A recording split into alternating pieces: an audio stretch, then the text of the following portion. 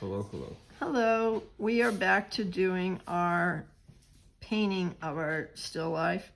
And Sabrina, your basket is actually shaped too short. If you could, I don't know if you can make it wider on your painting or not, but you saw that I did the background here. I'm going to delineate the lines in the basket a little bit more. And I colored them in with pencil, so I knew where to make it dark. And you don't have to make it black. I know it's, I would prefer you didn't use black. If you use a purple or a deep blue. Monet never used dark colors, and I don't really, black in anything. He always used a dark blue, and I think it looks kind of handsome. And it keeps it from being too heavy. Because when you use black, it tends to say, look at me, which is why we were just looking at makeup on the computer, and if you outline your eyes with black, it makes them pop out. Well, that's fine for your eyes, but unless there's something in this picture that you really want everybody to look at, you wouldn't use it. Okay, so now if all you have are colored pencils, I would do a light layer of yellow, very, very light, and then you can go over it with white and then build your browns on top of that. So, I'm just looking. okay, my director is checking the screen. Checking the film. Yeah, he's checking the film. Okay, so I want to do my leaf here. You know what's fun? If you've got watercolors and you also have some crayons, you can outline it with crayon and then fill it in with watercolor. And I find some of that is very, very charming. And since we can be charming, we can do that. This is the sort of brush that will come with your watercolors. If it's a real plastic one, you might kind of look for another brush, because I don't like those real plastic ones. You want it to come to a point, and if you'll spin it on your inside your piece somewhere, you can get it to make a point. And you want it to make a point. And I would not worry about getting the weaving perfect. If somebody's only looking at the weaving, they're probably not that interested in your picture. So I'm going to do that. Did I take a little liberty with the color? Sure. Here's my picture, since I can't turn my computer around to work from it. But you can set yours up in front of it and you'll be fine. And I would blend a lot of colors in my basket just to make it more interesting. Okay, and with the leaves, don't make them just one color. Put lots of colors in them. And when they're wet, see how this is wet? Take your red and bleed it in there so that you can make it a little more colorful. And if it's too dark, blot it. Or you can take it and move it up here. No one says you had to stick with that color. But I really like the way it looks if you bleed it. So, and we will do this in class. If you're doing colored pencil, do this in light yellow, and then go over and put this reddish on top here, because red and yellow make orange, and you'll have exactly what you want. So you can, and I put these leaves in here for their color, because they are beautiful. Autumn leaves are really lovely. So have fun with it. Leave the colors together, because you're going to put all that darkness behind your leaves that are part of, now it started to flow where I didn't want it to go, so I just moved it over. If it goes where you don't want it to go, push it, push it, push it back, way back. Okay, yeah, I'm being silly.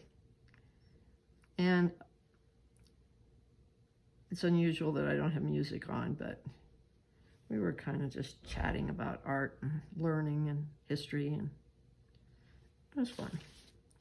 Okay, looks like I don't have a purple here, so I'm just going to stick with blue.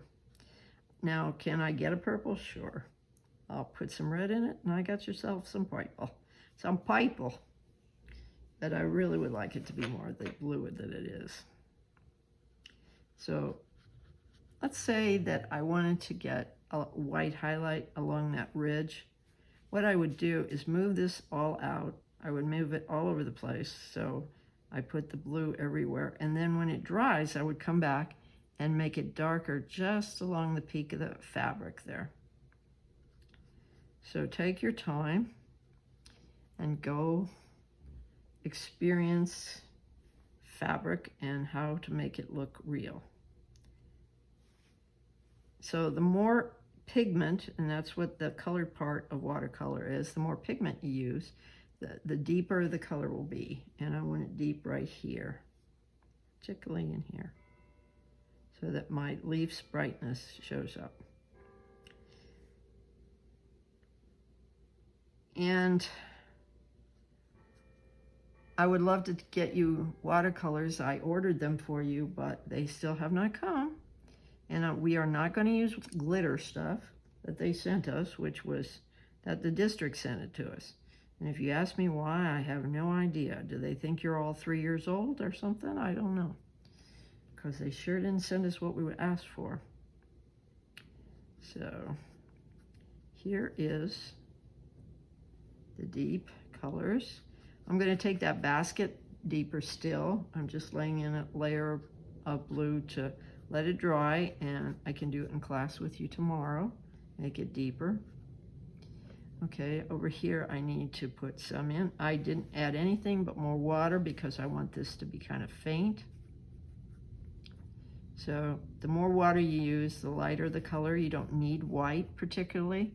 I know that some sets do come with white, and it's handy. I'm not going to say it isn't handy, it is. But you don't necessarily need it. And every once in a while, change your water. If you wouldn't drink it, don't paint with it. And you can see my water is pretty clean right there. I didn't need a lot of water. You don't need much water. Why didn't I just paint the whole thing yellow? Well, I didn't want to. I wanted to have some interest here. And when I have gotten this all dry, I will go over those pencil lines with a deeper color, probably a brown. I move that color over there. It doesn't matter if I get it on my leaf because my leaf is already golden colored.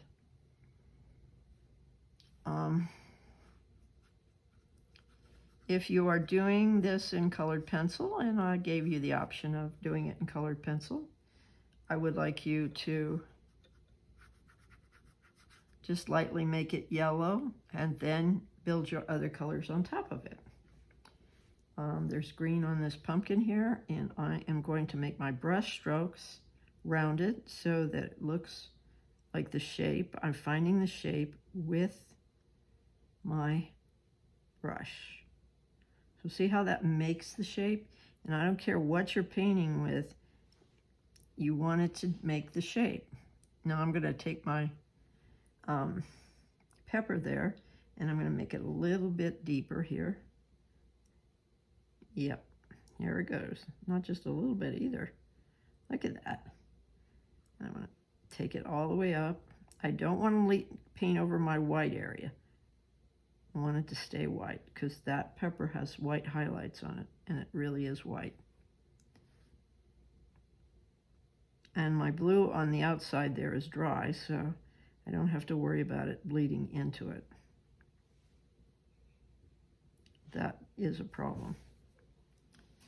And let me take that red and put it right back behind that stem. You don't want to leave a white area unless you really want a white area. So I won't paint the green of the stem until later. It's got to dry. Okay, I have an interesting yellow here that I can use on the, oops, whoa, way too dark. Grab that Kleenex. Okay, Don't know why that was that. Oh, I know. Silly me. So let's make this, move it around, and it will be all right.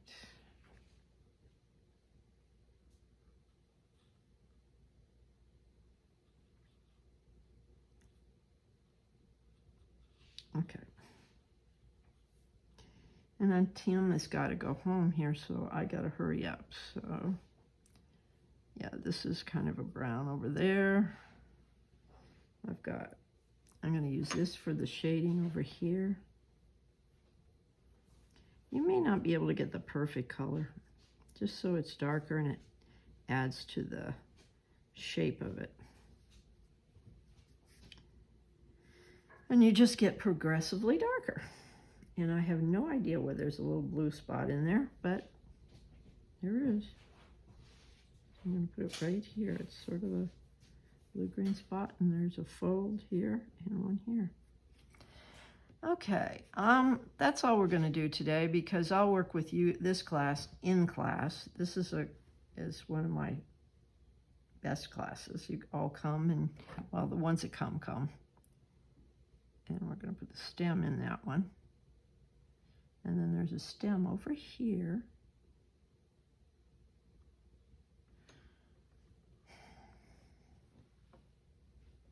Let me put a little bit of brown. Keep it light.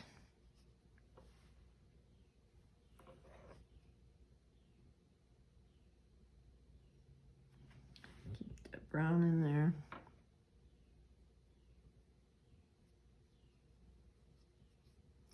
And then we'll work on this together in class. I hope you've been able to get some watercolors or colored pencils. And just, if you are working with oranges or these yellows or the basket, just give it a coat of yellow. Go in the direction that the thing is shaped. So if it's round, make your strokes round. If it's bumpy like this, make it bumpy. So my basket's dirty. Okay. All right. That's all I'm going to do with this, because we're going to do it together in class. And this will be posted, and we'll get you started. And Tim will post this up, and we'll be good to go for Thursday. Bye. All right. You can